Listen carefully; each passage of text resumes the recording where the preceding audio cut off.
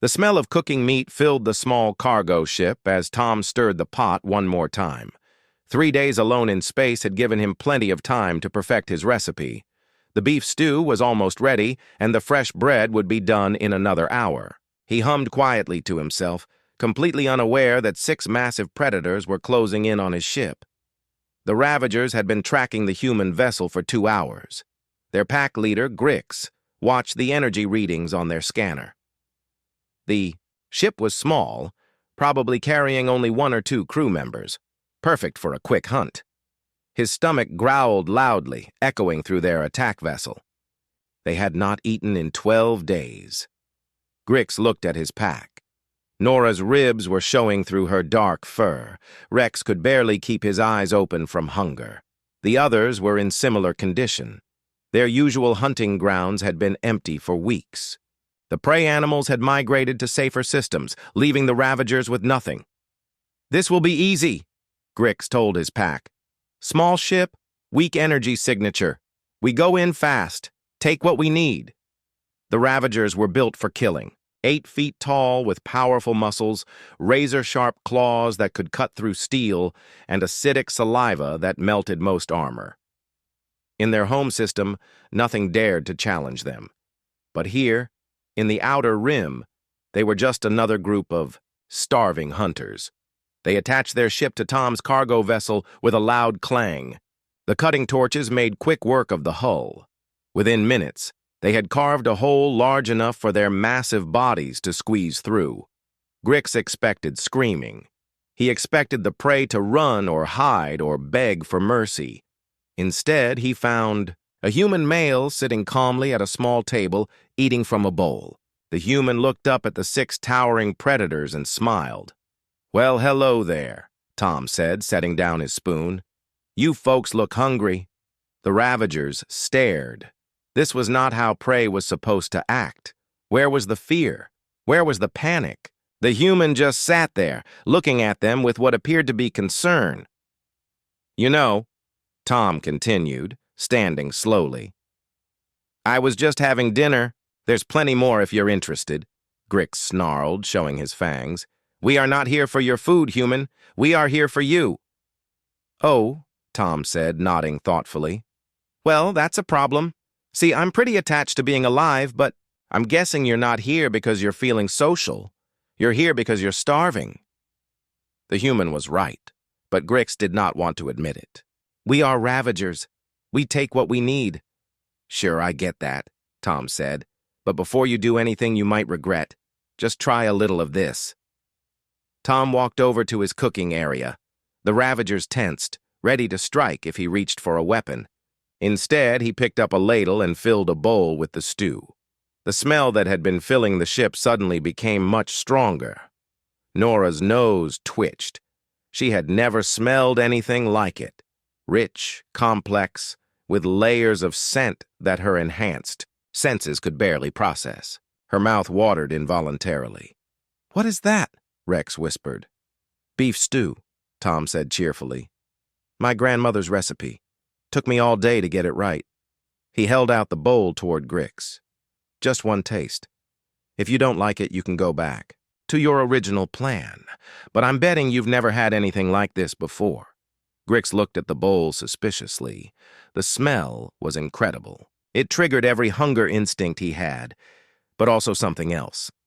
Something that told him this was not ordinary food. "It could be poisoned," Nora said quietly. Tom laughed. "If I wanted to poison you, I'd use something that didn't take 6 hours to cook. Besides, look at me. Do I really look like I could take on 6 Ravagers?" He had a point. The human was small, soft-looking. No claws, no fangs, no natural weapons at all. Just pink skin and strange coverings. "One taste," Tom said again. "What do you have to lose?" Grix took the bowl. The ceramic was warm in his claws. He sniffed it carefully. The smell was even more intense up close. His stomach cramped with hunger, reminding him how long it had been since their last meal. He took a small sip. The flavor exploded across his tongue. It was unlike anything he had ever experienced. The meat was tender, falling apart at the slightest touch. The broth was rich and savory, with hints of herbs and spices he could not identify.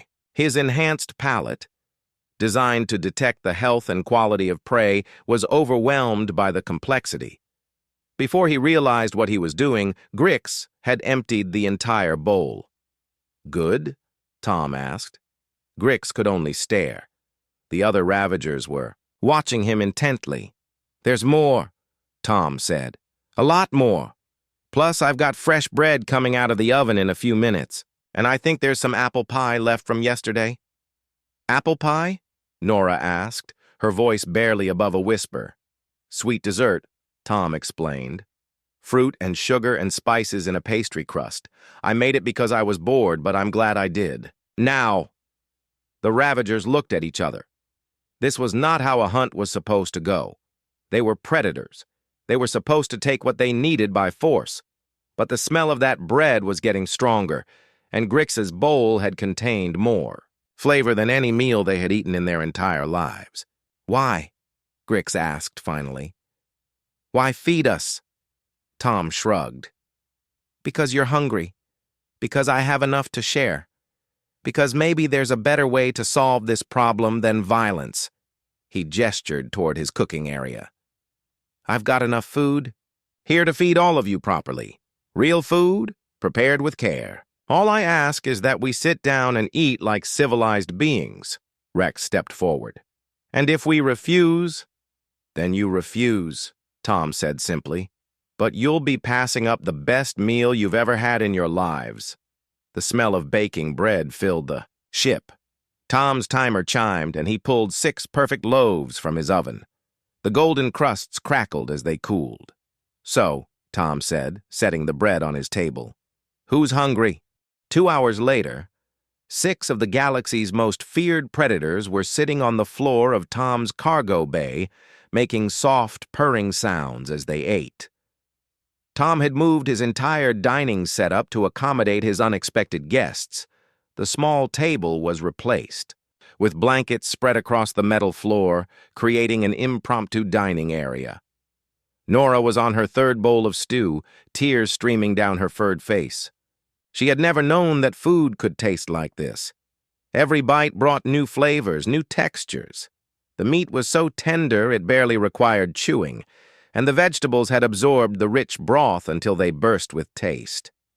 "This bread," Rex mumbled through a full mouth. "What did you do to it?" Tom smiled as he buttered another slice. "Just basic bread making. Flour, water, yeast, salt. The trick is in the timing and temperature. I let the dough rise for about 4 hours, then baked it at exactly the right heat." "Rise?" Grix asked, pausing in his eating. "The yeast eats the sugars in the flour and produces gas bubbles, makes the bread light and fluffy instead of dense and hard." Tom broke off a piece to show them the airy interior. "See all these little pockets? That's what makes it so soft." The Ravagers stared in amazement.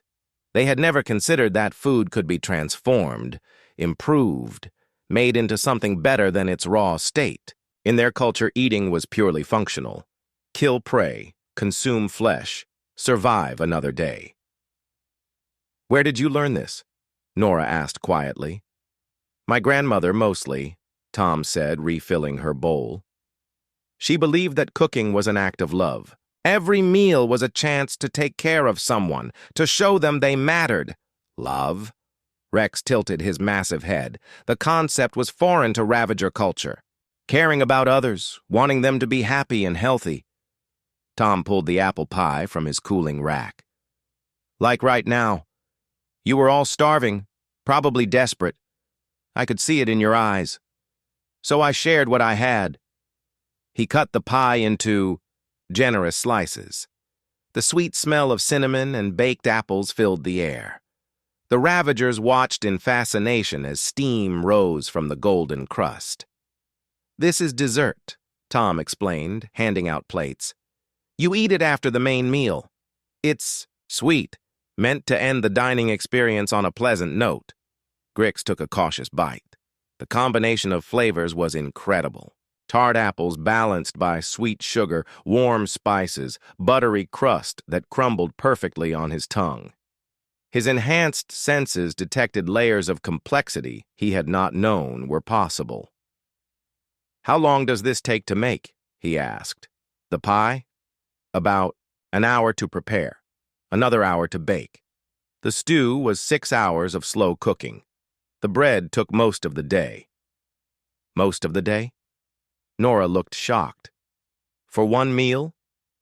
"Good food takes time," Tom said simply. "But it's worth it. Look at you, all now compared to when you first came aboard." It was true. The Ravagers had been tense, aggressive, desperate when they breached his hull. Now they were relaxed, almost peaceful. Their hunger satisfied not just with quantity, but with quality beyond their imagination. "In our culture," Rex said slowly, "meals are quick. Kill, eat, move on. We never considered that food could be art." "Everything humans do becomes art eventually," Tom laughed. "We can't help ourselves. We take something basic like eating and turn it into cuisine. We take simple shelter and create architecture.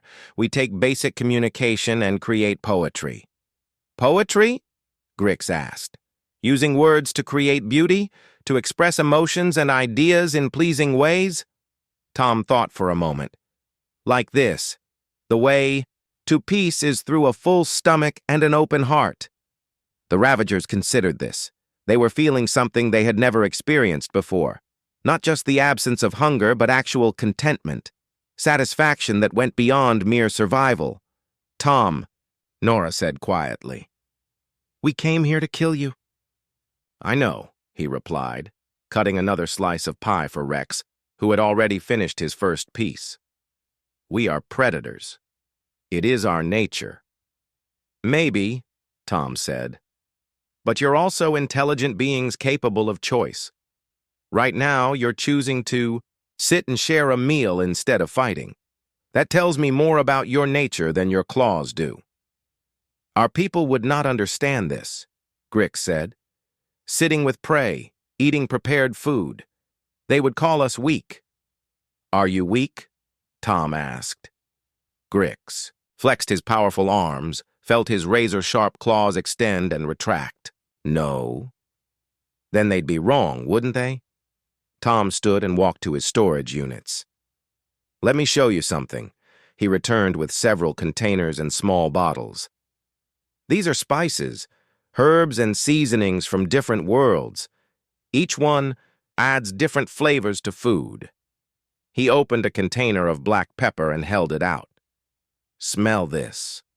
Nora inhaled deeply. The sharp, complex scent made her nose tingle. "It's intense. Just a little of this transforms everything it touches. This is paprika, from Earth. This is crystallized ginger from the Centauri system. This is dried thyme from New Europa." The Ravagers passed the containers around, their sensitive noses detecting subtleties that even humans might miss. "With your enhanced senses," Tom continued, "you could become incredible chefs. You can detect things about food quality that most species can't even imagine." "Chefs?" Rex asked. "People who specialize in preparing food. It's a respected profession among humans. The best chefs are artists, celebrities, teachers all rolled into one." "But we are hunters," Grix said, though his voice lacked conviction. "You're whatever you choose to be," Tom replied. "Right now, you're my dinner guests. Tomorrow, you could be students learning a new skill. Next week, you could be teachers showing others what you've learned." The idea was revolutionary. The Ravagers had never considered that their identity could be fluid, changeable. They were what they were born to be, nothing more. "This food," Nora said softly, "it changes something inside me. Makes me feel different." "That's what good food does," Tom nodded. "It nourishes more than just your body. It feeds your spirit, creates connections between people. Look around. 6 hours ago, We were strangers. Now we're sharing stories and breaking bread together. The Ravagers looked at each other. It was true. They felt connected to this strange little human in a way they had never felt connected to anyone outside their pack. "What happens now?" Grix asked. Tom smiled and pulled out another container. "Now we have dessert and I teach you how to make coffee." The next morning found Tom standing in what used to be his cargo bay, now converted into an improvised classroom. The Ravagers had spent the night aboard his ship, their own vessel docked alongside. They had been too fascinated by the continuing conversation about food to leave. Rex held a knife awkwardly in his massive claws, trying to follow Tom's demonstration of proper chopping technique. The blade looked like a toy in his hands, but he was determined to master it. "Remember, let the knife do the work," Tom said patiently. "You've got the strength to cut through steel, but for vegetables you need finesse, not force." "This is harder than hunting," Rex muttered. But there was no frustration in his voice, only concentration. "Different skills," Tom agreed. "Hunting is about speed and power. Cooking is about precision and patience." Nora was at the makeshift stove, stirring a pot of soup under Tom's guidance. Her enhanced senses allowed her to detect the exact moment when the onions became perfectly translucent, when the herbs released their optimal flavor. "How do you know when it's ready?" she asked. "Trust your nose," Tom said. "You can smell things I can't even imagine. When everything comes together, when the scents harmonize instead of competing, that's when you know." Grix was examining Tom's hydroponic garden with intense curiosity. The small growing chamber produced fresh vegetables in the depths of space, something he had never seen before. "Plants grow without soil?" he asked. "They don't need soil, just nutrients and water," Tom explained.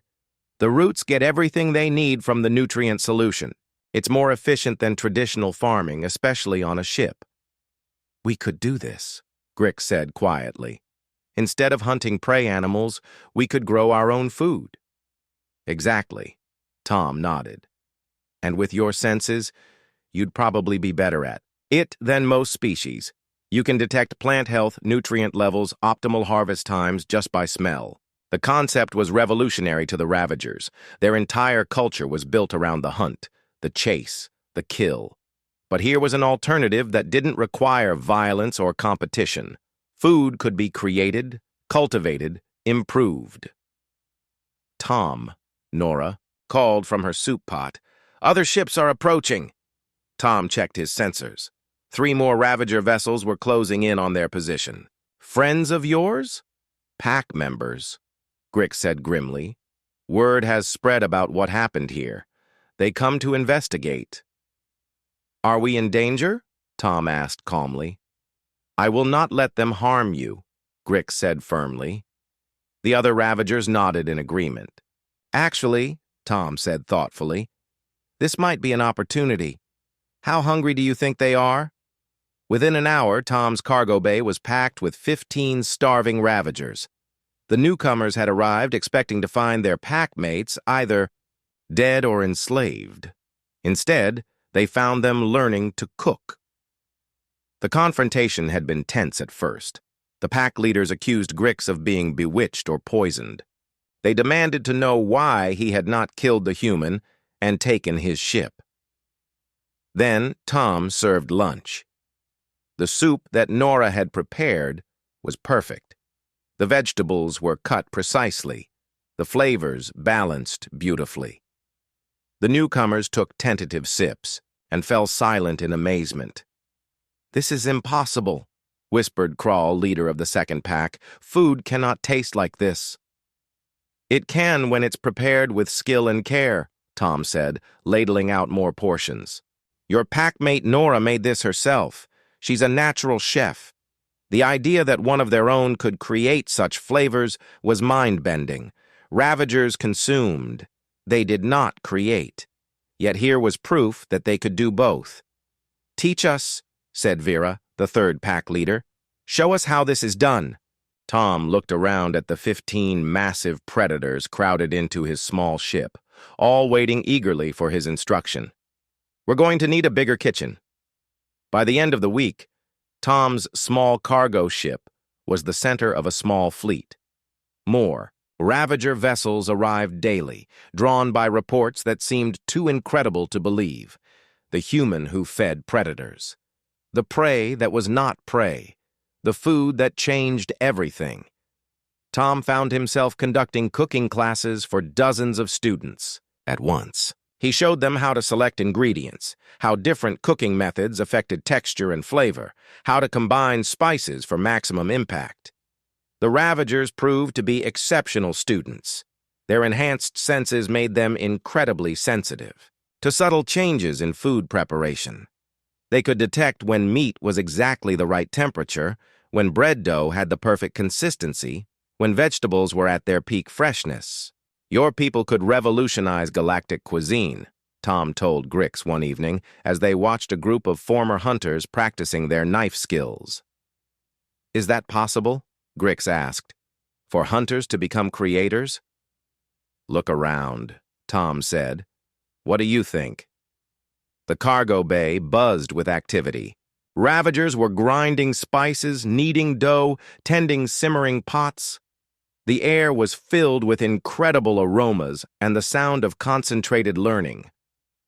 "We were starving," Grix said quietly. "Not just our bodies, but our spirits. We existed only to hunt, to take. But this gives us purpose beyond survival." "Food brings people together," Tom said. "It creates community, builds relationships. A shared meal is the foundation of civilization." "Then we will learn," Grix declared. "We will master these skills and share them with our people." "And we'll start with the basics," Tom said, pulling out a notebook. "Every chef needs to know how to make good bread. Let me show you my grandmother's recipe." As Tom began writing down ingredients and instructions, he realized he was doing more than teaching cooking. He was helping to transform an entire species. The Ravagers were learning that they could be more than predators. They could be creators, artists, teachers. The galaxy was about to discover that the most feared hunters in known space made excellent dinner guests. The trading post at Sector 7 had never seen anything like it. What used to be one of the most dangerous areas in the Outer Rim was now bustling with activity as merchant ships lined up to dock. The reason was simple. The best food in the galaxy was being served by the galaxy's former apex predators. Rex stood behind the counter of what had once been an abandoned supply depot, now converted into the first Ravager restaurant. He wore a modified apron that accommodated his massive frame, and was carefully plating a dish that would have been impossible to imagine just 3 months ago. "Order up," he called, sliding the plate across the counter to a nervous-looking merchant.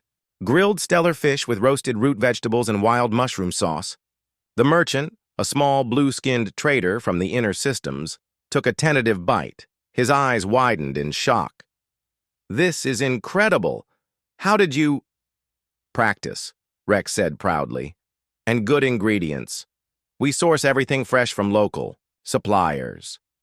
The transformation had happened faster than anyone could have predicted.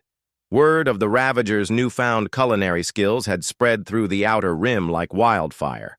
Traders who had once feared these sectors now sought them out specifically for the food. But it was more than just restaurants. The entire Ravager culture was changing. On the planet Keth Prime, Nora stood before an assembly of her people's traditional leaders.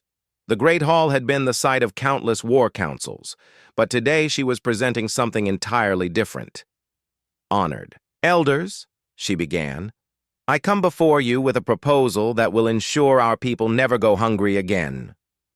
The eldest leader, Ancient Throck, shifted uncomfortably in his massive stone chair. "Speak, young hunter." "We establish food production centers throughout our territory, hydroponic gardens, protein cultivation facilities, spice processing plants. We become producers instead of just consumers." Murmurs of confusion rippled through the assembly. You speak of farming, Throck said dismissively. Such work is beneath warriors. With respect, Ancient One, Nora replied, warriors who starve are no warriors at all. But warriors who master the creation of sustenance become something greater, she gestured, and several assistants brought forward covered dishes. The aromas that filled the great hall were unlike anything the elders had ever experienced. Taste what we have learned to create, Nora said. Then decide if such knowledge is beneath us. One by one, the ancient leaders tried the food. Their expressions changed from skepticism to amazement to hunger for more. This is possible? Throck asked, his voice barely above a whisper. Not only possible, but profitable, Nora said. The trading post at Sector 7 now generates more income in a month than our traditional hunting yields in a year. And no one dies. Meanwhile, in space above the planet, Tom was teaching another group of Ravager students aboard what had once been a warship. The massive vessel's weapons bays had been converted into kitchens and dining areas. The key to good soup stock, Tom explained to his audience of former warriors, is low and slow. You want to extract every bit of flavor from the bones without making it cloudy. Grix stirred a massive pot that could have fed 100 people. How long for something this size? At least 12 hours, Tom said. Good stock can't be rushed. 12 hours, mused Cord, one of the newer students. We used to spend days tracking a single prey animal. This is not so different. Exactly, Tom nodded. You already have the patience and attention to detail. You're just applying those skills differently. The irony was not lost on any of them. The same focus and dedication that had made them effective predators was making them exceptional chefs. Their enhanced senses, evolved for tracking prey, were perfect for detecting subtle changes in flavor and aroma during cooking. But the real change was deeper than just career shifts. The Ravagers were learning cooperation in ways their warrior culture had never allowed. Pack leaders who had been enemies for generations found themselves working together, sharing techniques and recipes. Tom, Grix said quietly during a break in the lesson, we have received communications from other species. They want to learn from us. Other species? Tom asked. The Vorth Confederation has requested permission to send observers. The Crystal. Singers want to establish trade agreements. Even some human colonies have expressed interest in cultural exchange. Tom smiled. Funny how food breaks down barriers, isn't it? More than funny, Grix said seriously. Revolutionary. We spent centuries being feared and isolated. Now we are sought out, respected, not for our ability to kill, but for our ability to nurture. The transformation was indeed revolutionary. Trade routes that had been considered death traps were now safe passages. The Ravagers, no longer desperate for prey, had become protectors of the very merchants they once hunted. Their new role as the galaxy's premier chefs and restaurateurs gave them something they had never had before: positive interactions with other species. Customers didn't flee in terror. They made reservations. There is something else, Grix continued. The Galactic Council has sent an envoy. They want to understand what has happened here. And what did you tell them? Tom asked. The truth. That a human taught us there was more to existence than hunting. That food shared is better than food taken. That creation brings more satisfaction than destruction. Tom looked around the converted warship, now filled with the sounds and smells of dozens of Ravagers learning to cook. Former predators laughed as they compared their knife skills, debated the merits of different spice combinations, and took pride in creating something beautiful. You know what the best part is? Tom said to Grix. You didn't just learn to cook. You learned that you could change. That who you are isn't fixed by biology or culture. You chose to become something different. Yes, Grix agreed. And now we teach others that same choice exists for them. In the galley below, Nora was instructing a mixed class of ravagers and other species who had come to learn. The sight would have been impossible just months ago, predators and prey working, side by side, united by their shared passion for culinary arts. The galaxy was discovering that the most dangerous predators could become the most gracious hosts. And it all started with one human who believed that everyone deserved a good meal. The Galactic Council chambers had never hosted a dinner party before. For 2,000 years, the Great Hall had been reserved for treaties, trade disputes, and declarations of war. Today, it was filled with the sounds of clinking glasses, and satisfied diners as representatives from across the galaxy experienced what they were calling the Hospitality Revolution. Ambassador Irel of the Centauri Federation set down her fork and stared at the empty plate before her. The meal she had just consumed was unlike anything in her considerable culinary experience. "This is remarkable," she said to the massive ravager, chef, who had prepared it. "How did you achieve such delicate flavors with such robust ingredients?" Rex beamed with pride. "The secret is in the balance, Ambassador. Strong flavors must be paired with subtle ones, just as former enemies must learn to work together." At the head table, Tom sat between Grix and the Council's High Chancellor, watching the scene with quiet amazement. 6 months ago, Ravagers were banned from most civilized systems. Now they were catering diplomatic functions. "Mr. Tom," the Chancellor said, refilling his glass with Ravager-made wine, "I must admit, when our envoys first reported these changes, we assumed it was some form of mass hypnosis or chemical control." Tom laughed. "Just good food and basic human decency, sir." "There is nothing basic about what you have accomplished here," the Chancellor replied. "You have transformed one of our most persistent security threats into our most valuable cultural ambassadors." It was true. The numbers spoke for themselves. Piracy in the Outer Rim had dropped by 90% since the Ravagers stopped hunting merchant vessels. Trade volume had increased dramatically as previously dangerous routes became safe passages under Ravager protection. Most remarkably, interspecies conflicts had decreased across the board as the concept of guest rights spread throughout the galaxy. "The economic impact alone," continued the Chancellor, "has been staggering. The Ravager Culinary Guild is now one of the largest employers in the Outer Rim. Their restaurants, food production facilities, and training academies have created thousands of jobs for multiple species." Across the hall, Nora was demonstrating proper knife techniques to a group of fascinated diplomats. Her students included representatives from species that had been at war with each other just months ago. They now worked side by side, united by their shared interest in learning. "But perhaps more importantly," the Chancellor said quietly, "you have shown us something we had forgotten. That change is possible.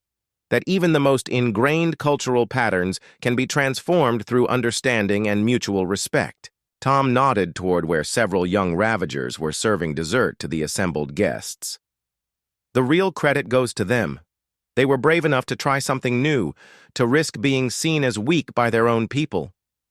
And now they are seen as visionaries," the Chancellor noted. "The Ravager model is being studied throughout the galaxy. Species that have been locked in ancient conflicts are beginning to explore alternatives to violence." The transformation had indeed rippled outward, far beyond the Ravagers themselves. The concept that enemies could become allies through shared experiences had taken root in dozens of systems. Warring factions were establishing neutral meeting places where they could share meals and find common ground. After dinner, Tom found himself on the observation deck with Grix, looking out at the stars. The Council station orbited a beautiful blue star, and the view was spectacular. "Do you ever regret it?" Tom asked. "Giving up the hunt?" Grix considered the question. "We have not given up the hunt," he said finally. "We have simply changed what we hunt for. Now we hunt for the perfect flavor, the ideal texture, the precise combination of ingredients that creates something memorable. And it is far more challenging than tracking prey, Grix admitted.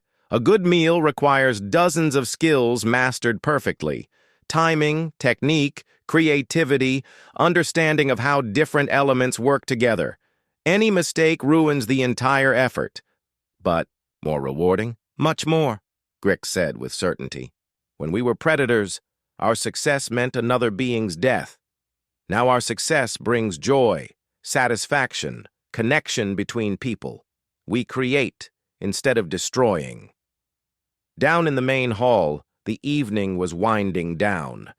Diplomats from across the galaxy were making plans to visit Ravager establishments, to establish cultural exchange programs, to learn more about this revolution that had started with one shared meal. Tom, Grix said suddenly, we have a proposal for you. Oh? The Guild Council has voted unanimously. We want you to become our first honorary chef instructor. Help us establish a formal academy where we can teach these skills to anyone who wants to learn. Tom was touched.